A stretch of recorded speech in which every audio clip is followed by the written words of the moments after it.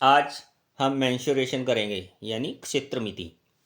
इसके लिए सबसे पहले आपको कुछ फार्मूले पता होने चाहिए और उसी से हम आगे क्वेश्चंस अच्छे तरीके से कर पाएंगे, क्योंकि हमें किसी प्रकार का कोई रट्टा नहीं लगाना है। क्वेश्चंस को समझ के ही हल करने हैं जो लॉन्ग लाइफ तक हमें फार्मूले याद रहेंगे। तो शुरू करते हैं आज फार्मूले। सबसे पहले हम फिफ्थ क्लास से ही करते आते हैं रेक्टेंगल यानी आयत। क्या होता है? रेक्टेंगल में अपोजिट साइड्स इक्वल होती हैं, लेंथ और ब्रेथ अलग अलग हैं। जैसे ये है लेंथ, ये ब्रेथ। लेंथ के अपोजिट साइड्स ये है। जितनी लेंथ की लंबाई है इसकी साइड्स की और उतनी ही साइड्स की इसकी लंबाई होगी। जितनी इसकी है इतनी ही इसकी होगी। तो इसके लिए हमें एक तो एरिया निकालना होता है, area of rectangle. Area of rectangle क्या होता है? L into B. और एक पेरीमीटर, पेरीमीटर निकालना होता है। पेरीमीटर क्या होता है? जैसे कि हमें टोटल लेंथ आउटसाइड की यहाँ से शुरू किया, इसको यहाँ तक हमने चेक किया, फिर यहाँ तक इसको और इसको, चारों साइड्स का सम जो होगा लेंथ का, तो वो पेरीमीटर होता है। देखने में तो हम इसको, पहले हमने ये साइड ली L, फिर हमने इसको चेक किया B, फिर इसको L, और फिर इस साइड्स को हमने काउंट किया B। तो क्या बना हमारे पास? L कितनी बार आया? 2 टाइम। B कितनी बार आया? 2 टाइम। तो अगर मैं इसमें से कॉमन निकाल लेता हूँ तो क्या बनेगा? L plus B. और ये हमारा फार्मूला बन गया पेरीमीटर निकालने का। देखो, कोई रट्टा लगाने की ज़रूरत नहीं है कि हमें ज़बरदस्ती याद करना है, कुछ भी नहीं। हमने सिंपल बेसिक समझना है कि पेरीमीटर क्या होता है, आउटसाइड्स का सम होता है। तो हमने L लिया, B लिया, फिर L और फिर B। तो ये हो गया 2 टाइम हो गया, 2 कॉमन निकाल लिया, तो ये हमारा फार्मूला बन गया। और हाँ, ये भी याद रखना है कि ईच एंगल, जो रेक्टेंगल का हर एक एंगल है वो 90 डिग्री होता है, यानी कि राइट एंगल होता है। और इसके जो डायगोनल्स होते हैं लेंथ में इक्वल होते हैं। तो ये बातें भी हमें ध्यान रखनी होंगी। इसके साथ साथ अगर इसी रेक्टेंगल को हम थोड़ा सा तिरछा कर दें, मान लिया हमने इसी रेक्टेंगल को ऐसे कर दिया, ये क्या है? लेंथ, तो इसके सामने की भुजा लेंथ। ये क्या है? ब्रेथ, इसके सामने सेम टू सेम है ये। तो अब क्या इसको हम रेक्टेंगल बोलेंगे? नहीं। तो अब ये चेंज हो गया, अब ये बन गया पैरेललोग्राम। पैरेलल, तो इसकी सामने की भुजाएं, आमने सामने की भुजाएं तो बराबर होंगी, अपोजिट साइड्स आर इक्वल। और बट जो डायगोनल्स हैं इसके, डायगोनल्स आर नॉट इक्वल। और इसके अंदर एक ध्यान रखना होगा कि जो अपोजिट एंगल्स हैं ना वो इक्वल होते हैं। जैसे ये 2 नंबर एंगल दे दिया, और ये और ये एंगल इक्वल होंगे, ये और ये इक्वल होंगे। ये इसकी प्रॉपर्टी होती है। इसमें क्या था? रेक्टेंगल में ईच एंगल्स 90 डिग्री। पैरेललोग्राम में क्या होता है? Opposite angles are equal. Diagonals rectangle में इक्वल होते हैं, पैरेललोग्राम में अलग अलग होते हैं, not equal. Next, square. Square के बारे में, स्क्वायर क्या होता है हमें पढ़ रखा है ये भी। All the 4 sides are equal. हमने ले लिया, मान लो ये साइड्स है, कुछ भी सेंटीमीटर ले लो आप, 5 ले लो, तो हर एक साइड 5 सेंटीमीटर है। तो इसका एरिया कैसे निकलेगा? एरिया होता है साइड इंटू साइड। और पेरीमीटर, पेरीमीटर क्या होगा? बिल्कुल सेम।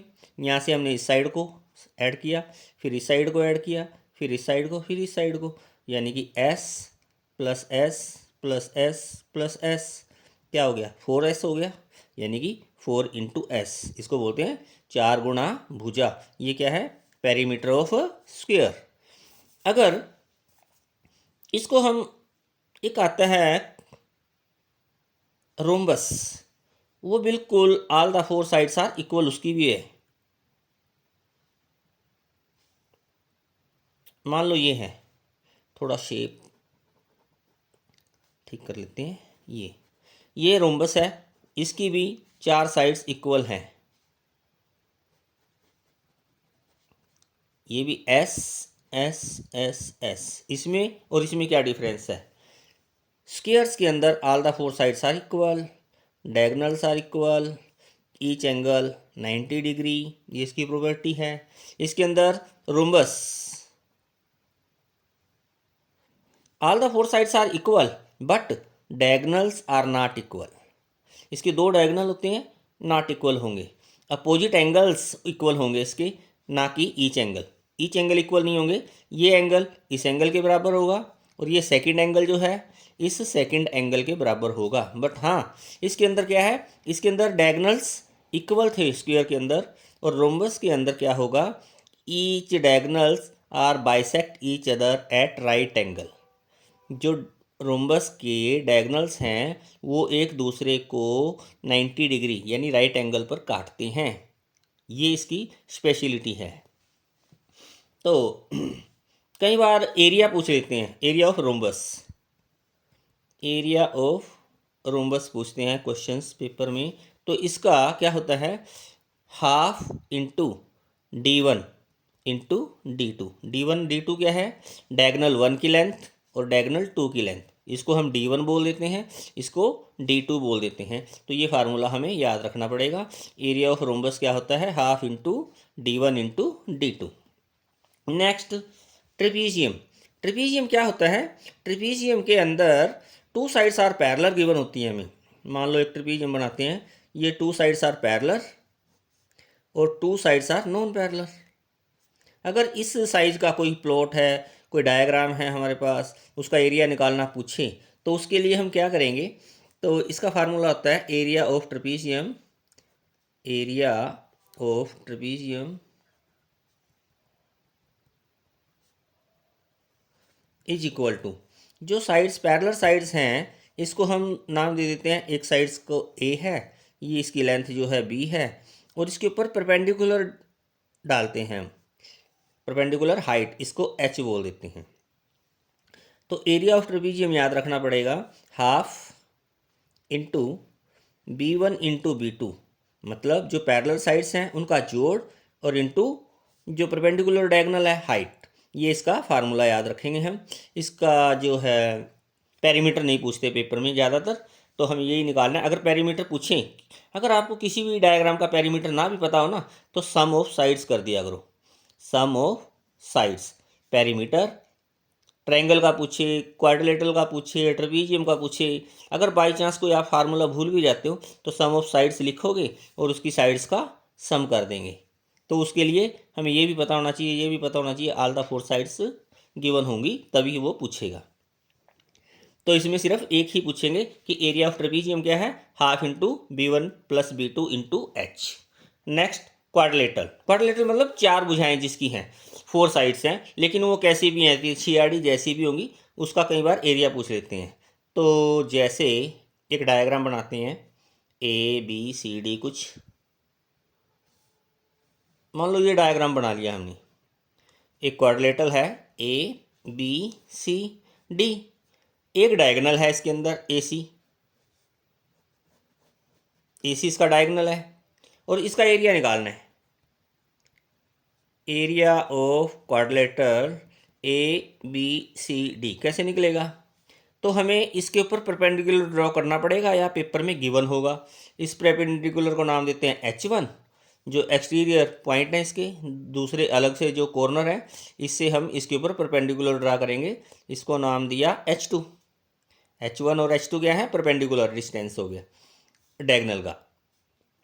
तो इसका एरिया क्या होगा, area of quadrilateral is equal to half into AC यानी जो विकर्ण है, जो डायगोनल है, इंटू H1 प्लस H2 जो परपेंडिकुलर हाइट है ना उनको जोड़ के वो, और जो डायगोनल है half into diagonal into H1 plus H2, ये इसका फार्मूला होगा।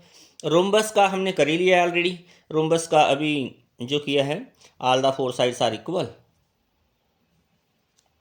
इसके जो डायगोनल होते हैं अनइक्वल होते हैं बट बाइसेक्ट करते हैं राइट एंगल के ऊपर, यहाँ पे राइट एंगल बनाएंगे, अनइक्वल होंगे, all the four sides are equal होंगी रोम्बस की। और एरिया क्या होगा, एरिया होगा half into diagonal 1 into diagonal 2। आज जो हम मेंसुरेशंस के क्वेश्चंस करेंगे इन्हीं फार्मूलेस के ऊपर आधारित होंगे, और आप एक बार इन क्वेश्चंस को अच्छी तरह से, फार्मूलेस को अच्छी तरह से करो, और उसके बाद करते हैं क्वेश्चन स्टार्ट।